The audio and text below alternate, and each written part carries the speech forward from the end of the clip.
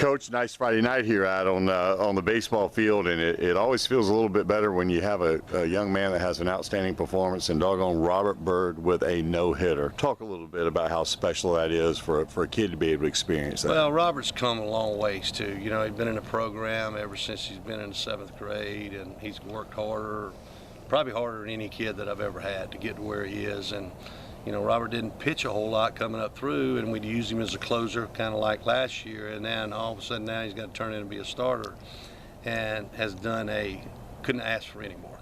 Could not ask for any more out of the kid. And you know, for him, I'm just so happy for him to have the no-hitter, is because he deserves it as hard as he works. And you know, he works just as hard at anything else. Ground balls, it doesn't matter. Pitching, it don't matter. Hitting, anything. He's just a hard worker, and he goes the extra mile to be a good player. And in addition to that, it isn't like he had to hold on for a 1-0 no-hit or something like that. Your kids were putting the bat on the ball tonight, and I know that you're glad to see that. I am. I mean, you know, I think our kids are a little bit frustrated, you know, a little bit now. Some of them don't, a little bit lack of confidence, but you know, once you can kind of barrel the ball up every now and then, you know, the confidence starts to come. So I was glad to see that, and us moving around the bases. And when we get on base, we can kind of make some things happen.